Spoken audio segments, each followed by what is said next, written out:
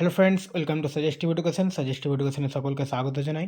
SSC GD 2026-এর জন্য যে আমরা ম্যাথ প্র্যাকটিস করছিলাম, তো আমাদের সময়, গতি ও স্পিডের যে চ্যাপ্টারটা চলছিল, তো আজকে আমরা তার টাইপ 2 করব, গড় গতিবেগ বের করব। ঠিক আছে? তো গড় গতিবেগে 2025-এ যে কোশ্চেনগুলো এসছে, সবটা কোশ্চেন এখানে আমি নিয়ে আসি 2025-এর, কারণ অনেকটাই কোশ্চেন কিন্তু এই টাইপ থেকে এসছে। তো শেখার জন্য আমরা কয়েকটা অঙ্ক নিয়ে এসেছি, এইগুলো করলেই কিন্তু টাইপটা শিখে নেবে। এবার অন্যগুলো তোমরা প্র্যাকটিস করবে। ঠিক আছে, চলো। আজকের প্রথম কোশ্চেন বলছে, একটি গাড়ি পরপর 4টি 8 কিলোমিটার করে দূরত্ব অতিক্রম করে, যথাক্রমে 12 kilometre per hour, 18 kilometre per hour, 24 kilometre per hour এবং 36 কিলোমিটার পার আওয়ার বেগে।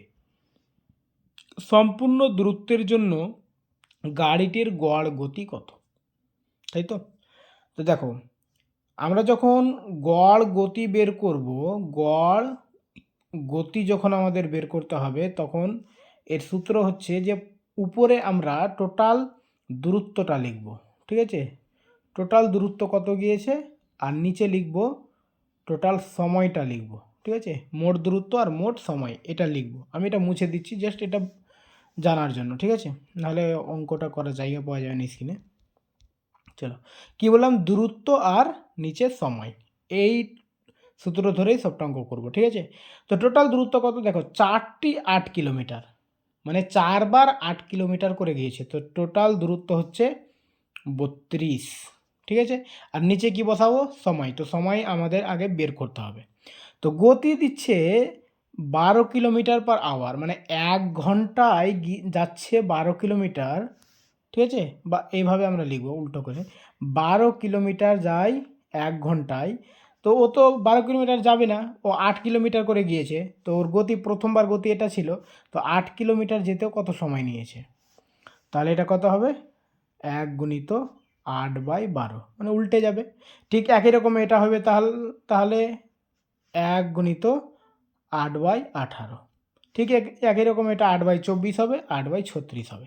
তো আর এটা আমরা করছি না, এখানে সবটা একসঙ্গে লিখে দিচ্ছি। ঠিক আছে, এটা মুছেই দিই, জায়গাটা পাওয়া যাবে 8/12, 8/18 আর 8/24 এবং 8/36।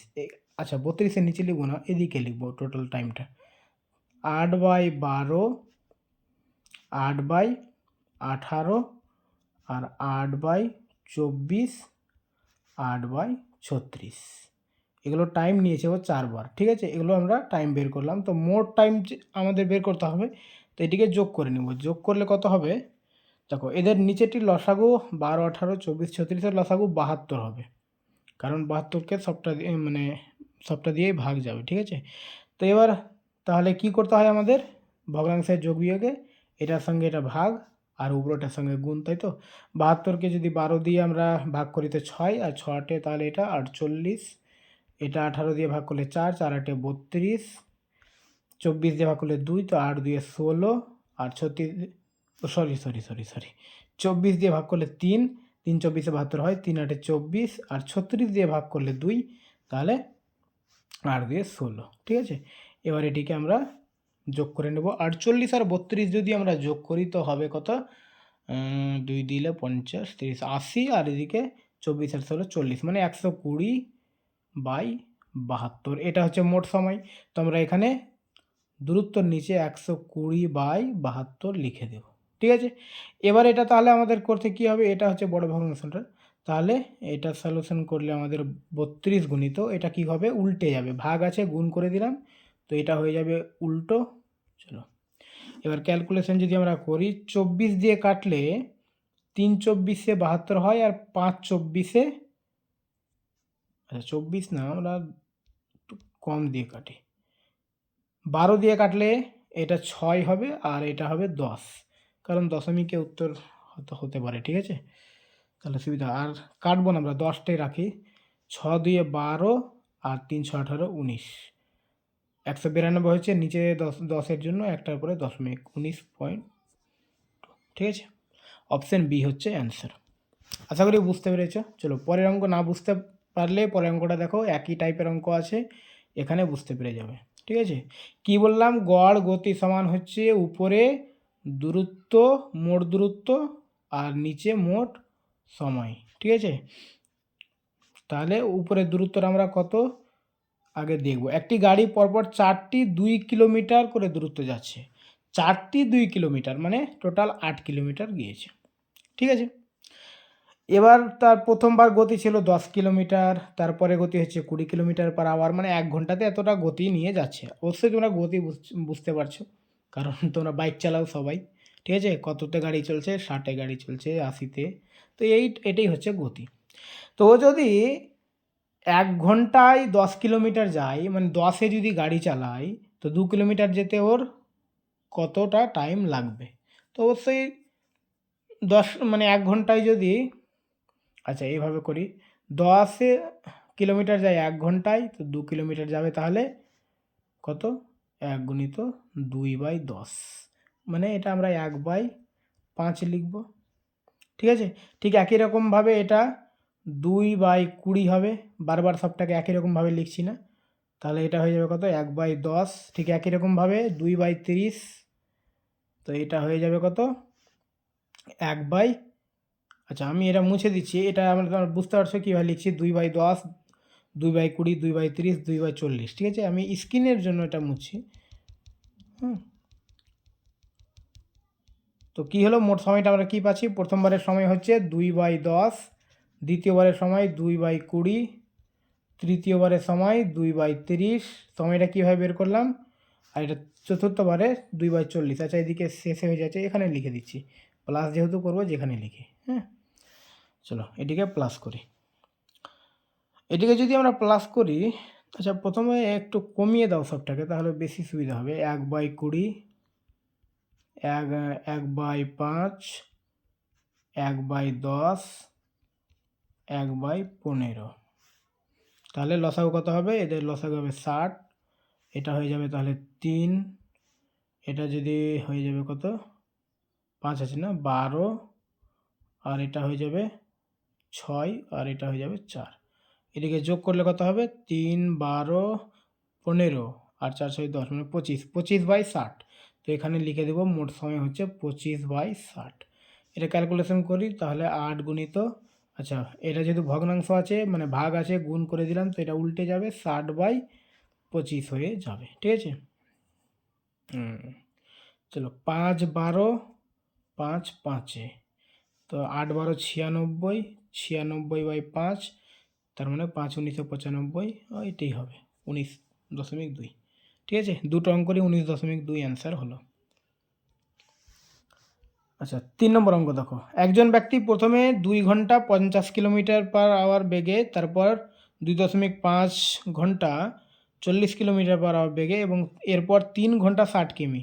আচ্ছা এটা একটু আলাদা আছে, কিছুই না, একই এতে করব, মোট দূরত্ব আর মোট সময়। ঠিক আছে, তাহলে এটা কিন্তু ইজি। দেখো এখানে সময়গুলো দেওয়া আছে, প্রথমে 2 ঘন্টা গিয়েছে, 2.5 ঘন্টা গিয়েছে, তারপরে 3 ঘন্টা গিয়েছে। তো টোটাল টাইম কত হলো? 3, 2, 5, 7, 7.5 ঘন্টা, 7.5 ঘন্টা। আর দূরত্ব কত হবে দেখো, ও যদি 1 ঘন্টায়, এটা গতি বলছে 1 ঘন্টায় 50 কিলোমিটার, মানে 50-এ গাড়ি চালিয়েছে, তার মানে 2 ঘন্টায় ওই 100 কিলোমিটার যাবে। ঠিক আছে, এবার ও যদি 40-এ গাড়ি চালায়, তাহলে 2.5 ঘন্টায় কত যাবে? 2 ঘন্টায় 80, আর আধা ঘন্টায় 20, মানে ওটাও 100। আর যদি ও 60-এ গাড়ি চালাই, তাহলে 3 ঘন্টায় ও 180 কিলোমিটার চলে যাবে, তাই তো? তো আমরা দূরত্ব পেয়ে গেলাম, সময় পেয়ে গেলাম, ক্যালকুলেশন করো, অ্যান্সার হয়ে যাবে 100, 100, আর এদিকে 180, মানে 380, আর এখানে 7.5, তো আমি 75 লিখে দিলাম, দশমিকের জন্য উপরে আরেকটা শূন্য নিয়ে নিলাম। ঠিক আছে, এবার ক্যালকুলেশন করো। 5 দিয়ে কাটলে 5, 15, 5 দিয়ে কাটলে 5, 7, 35, 5, 6, 30। ঠিক আছে, 5 দিয়ে কাটলে 3, 5 দিয়ে কাটলে হবে, উপরের দিকে লিখি, কত হবে? 5, 15, 75, আর 5, 2, 10, তার মানে 152/3, তাই তো? এবার 152-কে আমরা যদি 3 দিয়ে ভাগ করি, তাহলে কত হবে? 3 50-এ 150, নামছে 2, দশমিক নিয়ে একটা শূন্য, 3, 6, 18, 50.6, অপশান সি। ঠিক আছে, 50.67, মানে একই, বারবার ওটাই আসবে। ঠিক আছে, 50.6666 যে চলে যাবে, তো অ্যান্সার হচ্ছে 50.67। চলো তারপরে, একটি গাড়ি 1 ঘন্টা 60 কিলোমিটার আওয়ার বেগে 2 ঘন্টা 70 কিলোমিটার এবং 5 ঘন্টা 50 কিলোমিটার, একই জিনিস। মোট সময় দেওয়া আছে, এটা 1 ঘন্টা 2 ঘন্টা 5 ঘন্টা, তাহলে কত হলো? 8 ঘন্টা নিচে লিখে দিলাম, উপরে দূরত্ব লিখতে হবে, তাই তো? দূরত্ব তো 60-এ যদি গাড়ি চালায় 1 ঘন্টায় ও 60 কিলোমিটার যাবে। 70-এ গাড়ি চালিয়েছে, তার মানে 2 ঘন্টায় ও 140 কিলোমিটার যাবে। আর 50-এ গাড়ি চালিয়েছে, তাহলে ও 250 কিলোমিটার যাবে 5 ঘন্টায়। হয়ে গেল, ক্যালকুলেশন করো। আচ্ছা, 140 আর 60 200, আর 250 মানে 450। 450কে 8 দিয়ে ভাগ, ডাইরেক্ট আমরা এখানে ভাগই করব, কাটছি না আর। তাহলে কত হবে? 5 8 40, নামছে 5 0, 6 8, ওই সরি দাঁড়াও। 5 8 40 লিখে আমি এখানে 8 লিখছি, 5 হবে, ঠিক আছে? তাহলে 5 8 40, নামছে 5, 6 8 48, নামছে 2, তার মানে ওই 56.25 হবে অ্যান্সার। ওকে, তারপরে 5 নম্বর অঙ্ক দেখো।